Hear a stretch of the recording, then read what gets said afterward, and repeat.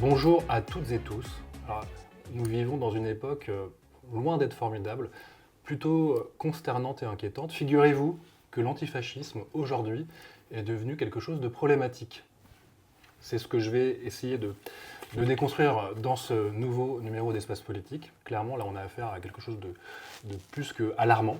Je ne vais pas revenir sur le déroulé, la chronologie de ce qu'il s'est passé récemment avec l'affaire Derenc, ce jeune militant néofasciste, identitaire, je mets plein de guillemets, hein, de Lyon, qui a été tué à l'issue d'une rixe entre groupuscules d'extrême droite, ultra-droite et d'ultra-gauche.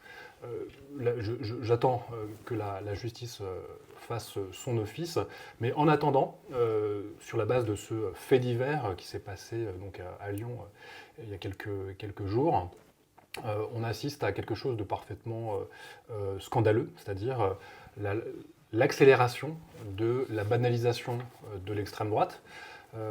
Ça, c'est un processus que je vois à l'œuvre de très près depuis que je suis élu en juillet 2024. C'est toujours des marqueurs, hein, c'est des séquences, des espèces de seuils. À chaque fois, on se dit, bon, bah, là, on a touché le fond. Et, bah, figurez-vous que ça creuse encore toujours plus profond en vue de normaliser, banaliser cette extrême droite qui n'a finalement pas grand-chose à faire hein, dans cette affaire. C'est-à-dire qu'elle attend, puisque des forces politiques, des médias, etc., je vais y venir, travaillent de façon très intentionnelle à mettre en place cette petite musique de la banalisation de l'extrême droite. Quand je dis extrême droite, évidemment, je parle du Rassemblement national et de tous ses membres qui le constituent, le défendent, le représentent ici même à l'Assemblée. Je disais, on a affaire à des séquences d'approfondissement. Je ne vais pas faire toute la chronologie depuis 2024. J'ai eu l'occasion à chaque fois de prendre position sur tel ou tel désagrément occasionné par cette banalisation. Mais ce qu'on observe aujourd'hui, c'est plus qu'une accélération. Là, on touche vraiment assez gravement aux fondamentaux de ce qui devrait nous faire tenir ensemble hein, dans une république qui fonctionne correctement. Ce qu'on voit, bah, c'est la répétition de ce schéma. Avec des micro-variations. Là, on a une grosse variation, donc c'est ce fait divers à Lyon. Qu'est-ce que ça met en scène, en intrigue bah, c'est ce qu'on observe à peu près tous quand on est à peu près lucide par rapport à tout ça, c'est-à-dire déjà des médias qui ont une énorme responsabilité dans cette banalisation. Je ne vais pas tous les citer, mais moi, ce que je trouve absolument choquant, c'est que c'est souvent sur le service public audiovisuel, sur France Info, sur les studios qui sont littéralement configurés pour construire la pertinence et la légitimité de la parole d'extrême droite, avec des journalistes, pigistes parfois, qui participent de cet emballement, de cette ambiance putride, qui posent des questions complètement aberrantes, utilisant souvent les mêmes mots que l'extrême droite, ce qui participe de leur banalisation aussi.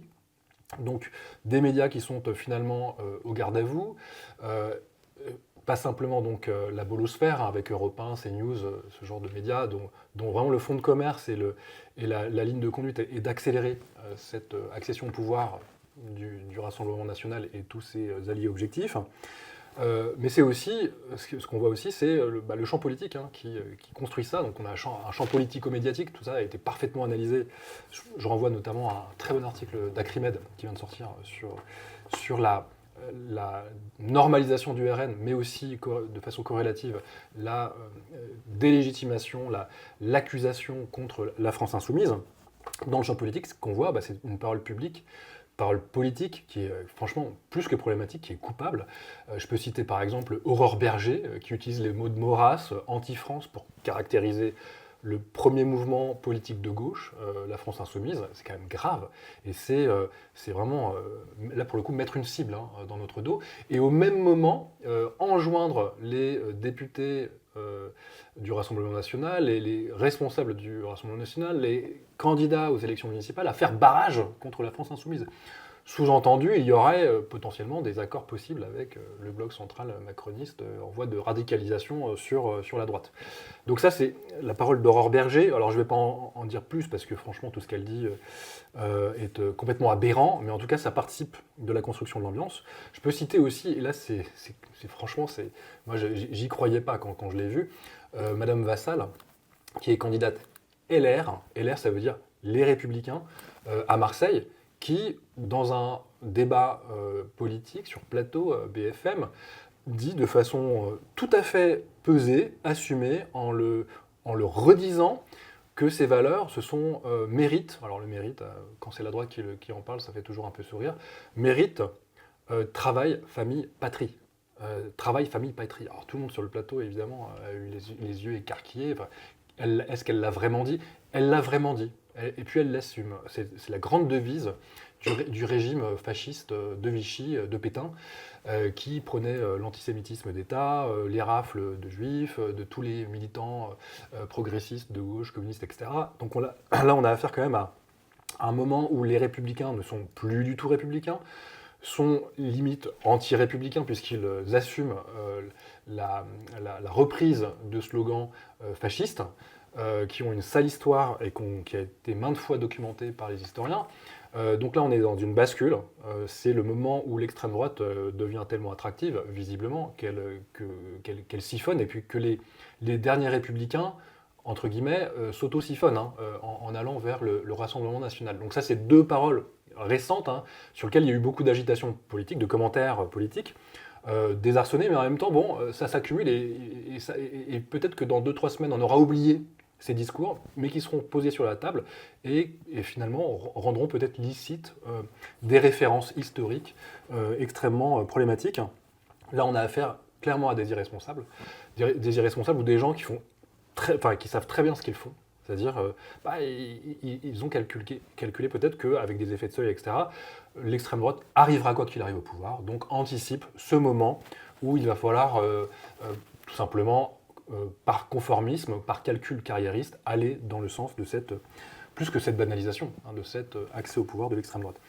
Des irresponsables, au même moment, et ça quand même je tiens à le dire, on est dans la cuisine ici au Palais Bourbon, les mêmes qui vous pointent du doigt, qui vous disent en tout cas, que la France insoumise est une force dangereuse, ennemie intérieure de la République, l'anti-France, enfin, j'ai plus de qualificatifs disponibles tellement c'est pénible et c'est redondant.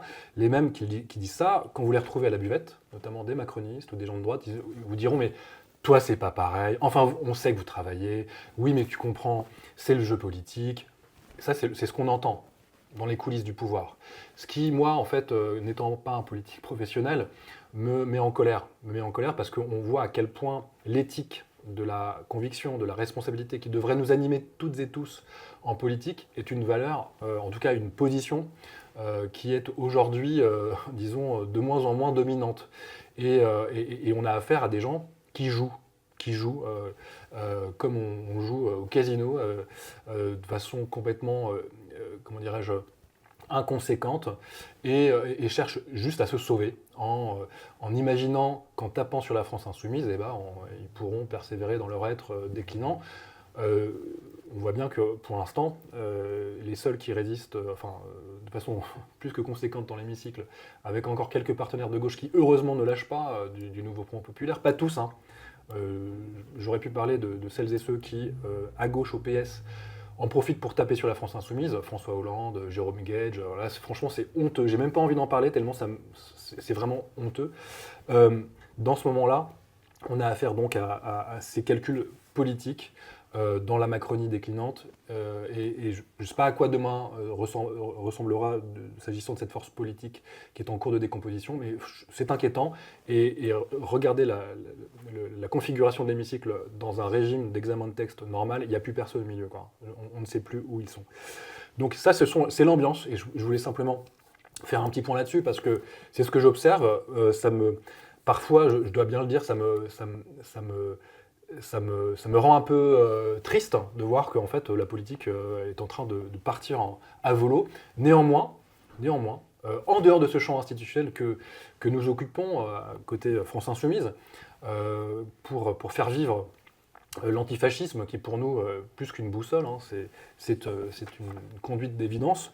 On observe, et ça fait chaud au cœur, des textes, des tribunes d'intellectuels, de syndicalistes, de porte-parole d'associations qui militent pour les libertés publiques, les droits les plus fondamentaux, eh bien s'inquiètent de cette fascisation en cours. C'est dire qu'aujourd'hui, il y a de la résistance. Il y a des masses de citoyennes et de citoyens qui ne sont pas dupes, qui voient que la diabolisation dont nous sommes l'objet est en fait une stratégie qui vise précisément à préserver les pouvoirs d'une oligarchie qui compte bien sur sa béquille fasciste pour pouvoir continuer à faire son petit business. Les bourgeois qui aujourd'hui, les grands bourgeois qui coïncident avec les intérêts des fascistes, on voit que c'est plus ou moins en cours. Tout ça, en fait, suscite clairement l'esprit de résistance.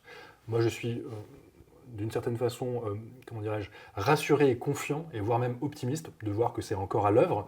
Ça l'est encore, ça l'était au moment même où les fascistes, à coups de salut nazi, marchaient dans les rues de Lyon. C'est le jour d'ailleurs, triste anniversaire de la mort de l'équipe de Missak Manoukian, le 21 février 1944, la fameuse affiche rouge, hein, Missak qui a été panthéonisé avec sa mélinée et puis tous ses camarades de lutte. Et ça, c'était l'antifascisme viscéral, qui portait les idéaux de liberté, etc. Ben, nous, c'est ce référentiel-là qu'on continue de défendre avec tous ces citoyennes et citoyens qui ne sont pas dupes. Et moi, ça me donne de l'énergie et de la force pour continuer. Et c'est l'occasion, et j'en termine par là, de rappeler que là, il y a 2 moments de mobilisation. Alors, on est tout le temps mobilisé, mais des moments où on va devoir montrer que nous sommes forts, que nous sommes nombreux pour dire non à cette fascisation en cours. C'est le 8 mars, évidemment, la journée internationale pour le droit des femmes, qui est une journée féministe. Donc là, il faut être nombreux pour rappeler que l'extrême droite et tous ses soutiens objectifs sont plus qu'antiféministes, sont la réaction et sont la force la plus réactionnaire qui casse toute possibilité d'émancipation des uns et des autres, et notamment des femmes. Et autre date importante, notez-le d'ores et déjà, c'est le 14 mars. C'est une journée de mobilisation importante contre le racisme et les idées rances de l'extrême droite. Il y a 130 associations, organisations qui sont partie prenante de cette grande mobilisation. On sera dans les rues pour rappeler l'importance de la résistance contre cette banalisation de l'extrême droite. Et vous pouvez compter sur tous les députés de la France Insoumise pour continuer le combat. Un pied dans le champ institutionnel, tant bien que mal, et évidemment dans le cœur des mobilisations, dans les rues, pour faire valoir toutes les idées qui nous sont chères. Donc on ne lâche rien, et puis à très vite au cœur de la bataille. À bientôt.